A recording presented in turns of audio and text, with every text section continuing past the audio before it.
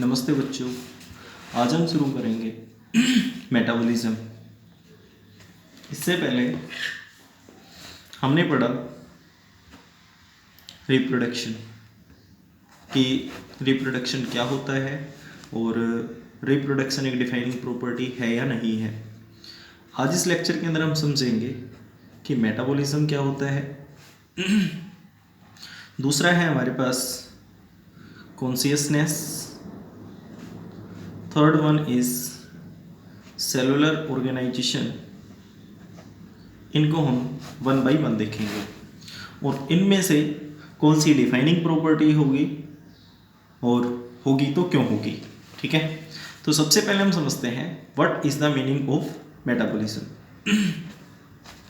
देखिए, कोई भी जो लिविंग ऑर्गेनिज्म है, मीन्स कोई भी लिविंग इस बायोस्फीयर के अंदर जो है वो बना है केमिकल्स का। ठीक है, जैसे हम हैं, हमारी बॉडी के अंदर भी बहुत सारे टाइप के जो केमिकल्स हैं वो प्रेजेंट होंगे और बॉडी को हम बोल सकते हैं केमिकल फैक्ट्री। तो इसका मतलब ये है कि हर एक लिविंग ऑर्गेनिज्म केमिकल्स का बना हुआ है। अब जब ये केमिकल्स हैं तो इन केमिकल्स की आपस में रिएक्शन होगी। ओके, ये आपस में एक दूसरे के साथ में रिएक्शन करेंगे। तो किसी भी ऑर्गेनिज्म की बॉडी के अंदर इन केमिकल रिएक्शंस का जो सम है, इनका जो जोड़ है, उसको बोलते हैं हम metabolism. Okay, the sum of all chemical reactions taking place inside the body of living is known as metabolism. ठीक है, मतलब मेटाबॉलिज्म कुछ नहीं है, मेटाबॉलिज्म है कि बॉडी के अंदर जो केमिकल रिएक्शंस हो रही हैं उन सभी का सम। ऐसा नहीं है कि इसके अंदर हम कोई केमिकल रिएक्शन छोड़ देंगे, सारी की सारी जो केमिकल रिएक्शंस हैं दे आर द मेटाबॉलिज्म। अब यहाँ पर ये जो मेटाबॉलिज्म है, इस मेटाबॉलिज्म के दो टाइप हैं। एक होता है एनाबॉलिज्म और दूसरा होगा हमारे पास catabolism. Anabolism is constructive but catabolism is destructive.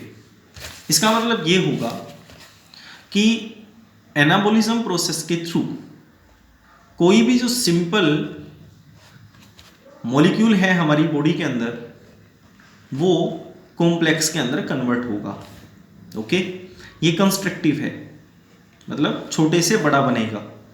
और कैटाबॉलिज्म के अंदर जो कॉम्प्लेक्स है वो कन्वर्ट होगा सिंपल में। ठीक है, वैसे ये दोनों है मेटाबॉलिज्म। इस मेटाबॉलिज्म के अंदर एक में जो सिंपल है वो कॉम्प्लेक्स में कन्वर्ट हो सकता है, but in case of catabolism the complex will convert into the simple. We can understand it by some examples. जैसे हम जानते हैं कि जो प्रोटीन है वो अमीनो एसिड्स की हेल्प से बनता है।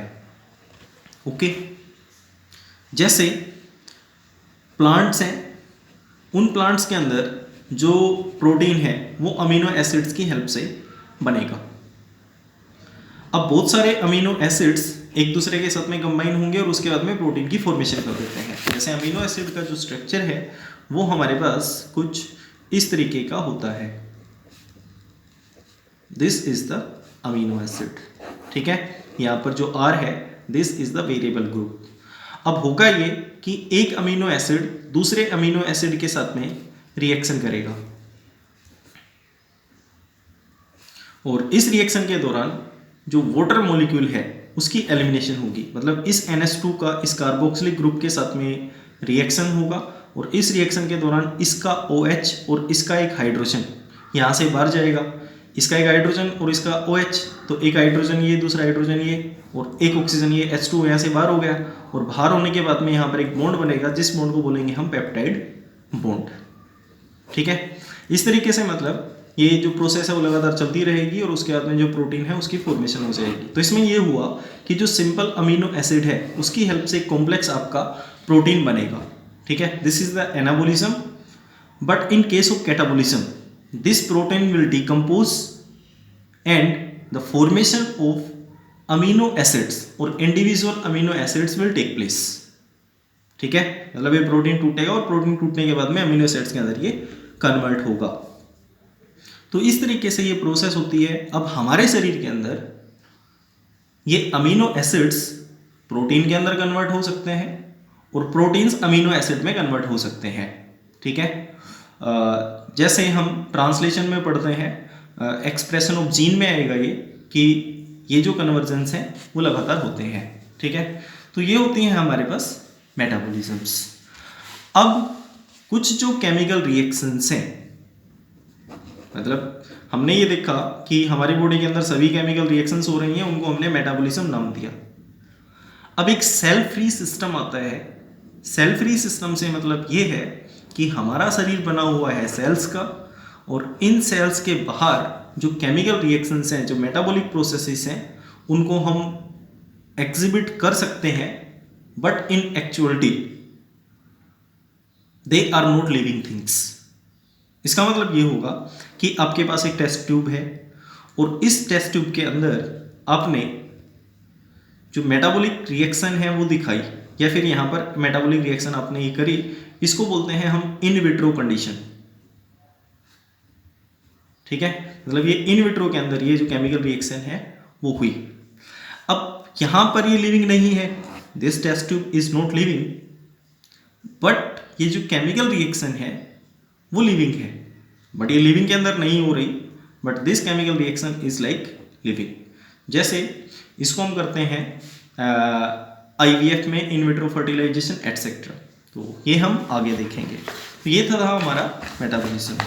ठीक है, और मेटाबॉलिज्म हर एक जो लिविंग है उसकी बॉडी के अंदर होगा, इसलिए मेटाबॉलिज्म आपकी डिफाइनिंग प्रॉपर्टी है। ठीक है, all living organisms are made of chemicals, these chemicals small and big belonging to various classes, size and functions are constantly being and made changed into some other biomolecules. Biomolecule वो होते हैं जो किसी living की body के अंदर present जो molecules हैं, जैसे RNA है, DNA है, न्यूक्लिक एसिड है, प्रोटीन है, etcetera, these are all biomolecules. These conversions are chemical reactions or metabolic reactions. There are thousands of metabolic reactions. हमारे शरीर के अंदर कई हजारों केमिकल रिएक्शंस होती हैं, और इन केमिकल रिएक्शंस को करने के लिए एंजाइम्स की रिक्वायरमेंट होगी, and enzymes are nothing, they are proteins. ठीक है, मतलब ये एंजाइम्स होंगे जो केमिकल रिएक्शन को करवाएंगे। अगर ये एंजाइम्स नहीं होंगे तो हमारी बॉडी के अंदर ये जो केमिकल रिएक्शंस हैं वो बहुत स्लो होंगी और हम सर्वाइव नहीं कर पाएंगे। फॉर एग्जाम्पल, जैसे हमने खाना खाया, खाना खाने के बाद में इनकी केमिकल रिएक्शंस होंगी, और उन केमिकल रिएक्शंस के थ्रू हमारा जो फूड है डाइजेस्टिव सिस्टम के अंदर ब्रेक होगा और उसके बाद में एब्जॉर्ब होगा। हर एक केमिकल रिएक्शन के लिए जो मेटाबॉलिक रिएक्शन है हमारे शरीर में, उसके लिए एंजाइम्स होते हैं। जैसे फूड है, फूड के डाइजेशन के लिए एंजाइम्स होंगे, जैसे हमारे स्लाइवा के अंदर एक एंजाइम रिलीज होता है जिसको बोलते हैं हम अमाइलेज। इसके अलावा पैनक्रियाटिक जूस है, उसके अंदर बहुत सारे एंजाइम्स रिलीज होते हैं जैसे काइमोट्रिप्सिन है, ट्रिप्सिन है, लाइपेज एटसेट्रा। अगर हमारे शरीर में ये एंजाइम्स नहीं होंगे फूड के डाइजेशन के लिए भी, तो हमारा एक टाइम का खाना डाइजेस्ट होगा अगले 50 साल में। ठीक है, और तब तक हमारी बॉडी को जो एनर्जी है, मीन्स ATP है, वो नहीं मिलेंगे, और जब ये एनर्जी नहीं मिलेगी तो उसके बाद में हमारी जो डेथ है वो हो जाएगी। ठीक है, तो ये है हमारी बॉडी के अंदर इनका रोल। ठीक है, अब यहाँ पर कोई भी यूनिसेलुलर या मल्टीसेलुलर ऑर्गेनिज्म है, कोई भी ऐसा एक ऑर्गेनिज्म नहीं है जिसकी बॉडी के अंदर ये मेटाबॉलिक प्रोसेसेस ना होती हो। ठीक है, यहाँ पर मैंने ये इन विट्रो वाला जो कंडीशन है वो बताया। An isolated metabolic reactions outside the body of organism performed in a test tube is neither living और नॉन लिविंग। मतलब जो इन विट्रो कंडीशन में आउटसाइड द बॉडी जो प्रोसेस हो रही है वो ना तो लिविंग है ना नॉन लिविंग है, बट यहाँ पे जो रिएक्शन है वो लिविंग होगी। Hence while metabolism is a defining feature of all living organism without exception. ये आपको ऊपर देखने को मिल जाएगा, आप देख सकते हो। उसके बाद में मेटाबॉलिक प्रोसेस के बाद में हमारे पास जो नेक्स्ट प्रॉपर्टी थी वो थी हमारी कॉन्शियसनेस। देखिए कॉन्शियसनेस का मतलब क्या होता है। What is the meaning of consciousness. ठीक है, कॉन्शियसनेस का मतलब होता है किसी भी लिविंग के द्वारा एक्सटर्नल स्टिमुलाई को रिस्पोंड करना, उसके प्रति रिस्पॉन्स देना, उसको बोलते हैं हम कॉन्शियसनेस। इससे मतलब ये हुआ कि सपोज ये हमारे पास पेड़ है, ठीक है, और ये तो आपका लिविंग हो गया। अब यहां पर एक्सटर्नल स्टिमुलाई से मतलब क्या है? एक्सटर्नल स्टिमुलाई से मतलब ये है कि जैसे आपकी लाइट है या फिर पानी है, ठीक है, या फिर मिनरल्स हैं, ठीक है, तो यहां पर जब लाइट पड़ेगी तो इसमें फोटोसिंथेसिस होगा। लाइट तो आपकी एक्सटर्नल स्टिमुलाई हो गई और इसके प्रति इसने रिस्पॉन्स दिया कुछ। या फिर हम पानी को मान लें, water is the external stimuli, और जब इस पेड़ को पानी मिलेगा तो ये ग्रो करेगा, मतलब इसने रिस्पॉन्स दिया ग्रोथ के रूप में। किसने ग्रो किया? और जब यहाँ पर वाटर की डेफिशिएंसी होगी, मिनरल्स की डेफिशिएंसी होगी, तो इसकी ग्रोथ कम हो जाएगी, ठीक है। तो तुरंत इसने जो रिस्पॉन्स है वो दिया, इसको बोलते हैं हम कॉन्शियसनेस, ठीक है, कि एक्सटर्नल फैक्टर्स या फिर स्टिमुलाई के प्रति किसी टाइप का रिस्पॉन्स देना, उसको सेंस करना, this is the consciousness. Okay, जैसे यहाँ पर हम देखते हैं the most obvious and technically complicated feature of all living organisms is this ability to sense their surroundings और environment and respond to this environmental stimuli. Environmental stimuli बोल सकते हो आप इसको, एक्सटर्नल स्टिमुलाई भी बोल सकते हो, which could be physical, chemical और बायोलॉजिकल। ये फिजिकल भी हो सकती है, केमिकल भी हो सकती है, बायोलॉजिकल भी हो सकती है। जैसे आप एक पेड़ जानते हो, छुई मुई का पेड़, जिसको जैसे आप टच करोगे तो उसके बाद में वो मुरझा जाता है, ये तो हमारा फिजिकल स्टिमुलाई हो गया। केमिकल स्टिमुलाई से मतलब ये है कि हम कोई केमिकल दें और उस केमिकल के रिस्पॉन्स में आपका जो ऑर्गेनिज्म है किसी टाइप का जो चेंज है, जो सेंस है वो दिखाए, ठीक है। जैसे हमें कैंसर होता है तो वो केमिकल की वजह से भी हो सकता है, या फिर कुछ बायोलॉजिकल फैक्टर्स भी हैं, उनसे भी हमें जो कैंसर है वो हो सकता है, ठीक है।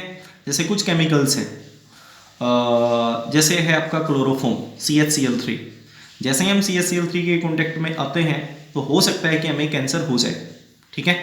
तो ये मतलब हुआ कि किसी भी कंडीशन के थ्रू जो लिविंग है वो अपने आप को रिस्पॉन्स करेगा, this is the meaning of consciousness. जैसे यहाँ पर फोटो पीरियड एटसेट्रा, यहाँ पर प्रोकैरियोटिक ऑर्गेनिज्म होंगे, एक यूकैरियोटिक होता है, ये हम आगे समझेंगे सेल वाले चैप्टर के अंदर।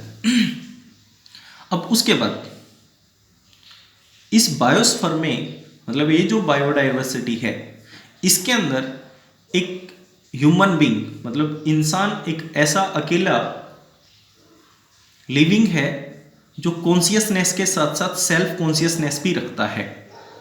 सेल्फ कॉन्शियसनेस से मतलब ये है कि उसके आसपास जो कुछ हो रहा है उसके बारे में वो अवेयर है और उन कंडीशंस को वो प्रेडिक्ट कर सकता है, उनसे वो बच सकता है। जैसे अगर हम प्रेजेंट की बात करें, जैसे कोरोना वायरस है, इस कोरोना वायरस के क्या क्या इफेक्ट होंगे, इससे हम कैसे बच सकते हैं, ये सब चीज़ें सिर्फ एक ह्यूमन बीइंग कर सकता है। अगर सपोज इस टाइप की डिजीज या फिर कंडीशन अगर किसी दूसरे लिविंग स्पीसीज में आई होती तो कभी भी ऐसा नहीं कर पाता, ठीक है। तो सेल्फ कॉन्शियसनेस सिर्फ एक ह्यूमन बीइंग में होगी। जैसे when human is concern, a very high level of consciousness is found in because of very well developed nervous system and supreme level of skill of communication which is called as self consciousness। अब ये जो self consciousness है वो सिर्फ एक human being में होगी और इसका रीज़न है, एक तो इंसान का जो नर्वस सिस्टम है वो वेल डेवलप्ड है, दूसरा कम्युनिकेशन मतलब बातचीत का जो स्किल है वो सिर्फ ह्यूमन बीइंग के पास है। जैसे यहाँ पर लिखा है human is very fast to respond toward the external stimuli and even it can think और प्रिडिक्ट। प्रिडिक्ट का मतलब होता है भविष्यवाणी करना और थिंक का मतलब सोचना। About possible changes of surroundings, मतलब हमारे सराउंडिंग में क्या क्या पॉसिबल चेंजेस हो सकते हैं उसके बारे में ह्यूमन बीइंग बता सकता है। So it can prepare itself according to the surrounding situations, और ये सराउंडिंग सिचुएशंस के अकॉर्डिंग अपने आप को तैयार भी कर सकता है। Further human can even change its surrounding situations up to a limit, so this topmost और climax level of consciousness is regarded as self consciousness. और ह्यूमन बीइंग अगर चाहे तो अपनी सराउंडिंग की जो सिचुएशंस हैं उनको चेंज भी कर सकता है, ठीक है, जैसे हम फिलहाल कर रहे हैं इस कोरोना वायरस के इफेक्ट में, ठीक है। नेक्स्ट वन, सपोज एक इंसान है वो कोमा में है, तो उसको चाहे हम टच कर लें कुछ भी कर लें बट उसको पता नहीं होता है, तो उस इंसान के पास कॉन्शियसनेस तो है बट वो अपनी सेल्फ कॉन्शियसनेस को लूज कर चुका होता है, क्योंकि उसके ऑर्गन्स के बीच में जो कोऑर्डिनेशन है वो खत्म हो जाएगा, और जैसे ही कोऑर्डिनेशन खत्म होगा तो उसके बाद में ही will lose the self consciousness, ठीक है। The brain dead coma patient who is supported by machines which replace heart and lungs also has consciousness, so it is living but it does not have self consciousness because it has lost the coordination of organs of different body organs. अलग अलग body organs के बीच में जो उसका coordination है वो loose हो चुका होता है, ठीक है।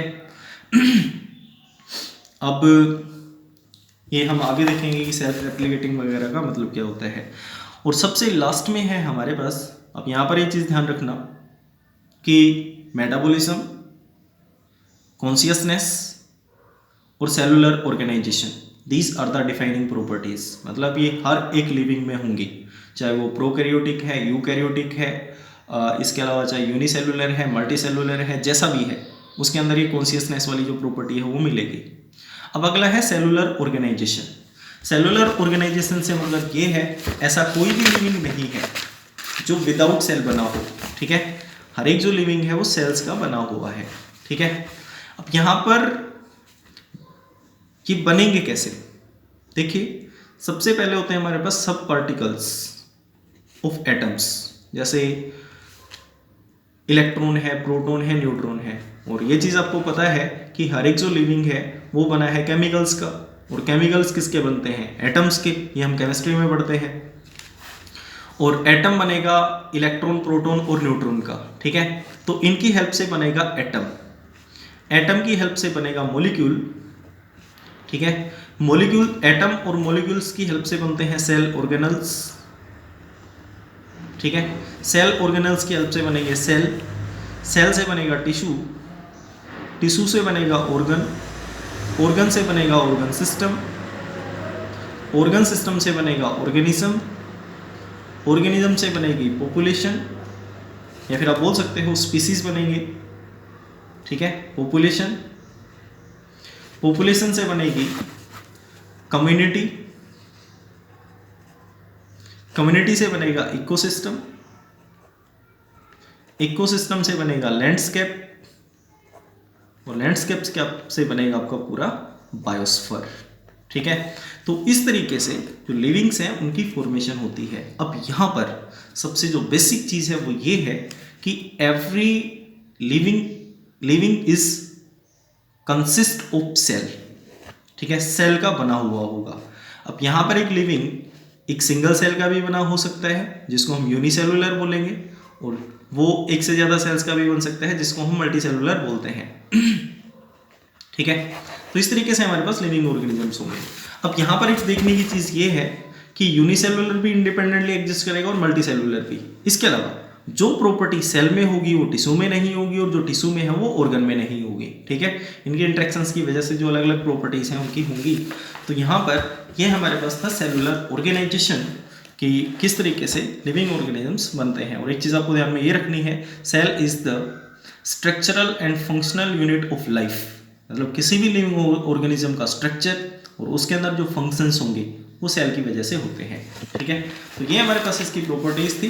लास्ट में है living organisms are self replicating, self evolving, self regulating etcetera. वो खुद रेप्लिकेट करेंगे, खुद उनके अंदर इवोल्यूशन होगा, चेंज होगा, और वो अपने आप को खुद रेगुलेट करते हैं। कुछ प्रोसेसेस होती हैं जैसे होम्योस्टेसिस नाम की एक प्रोसेस होगी, इनके थ्रू वो एक दूसरे के साथ में रेगुलेट करेंगे। यहाँ पर लास्ट में लिखा हुआ है Therefore, we can say that living organisms are self-replicating, evolving, self-regulating, interactive system capable of responding to external stimuli. ये हम पीछे पढ़ चुके हैं.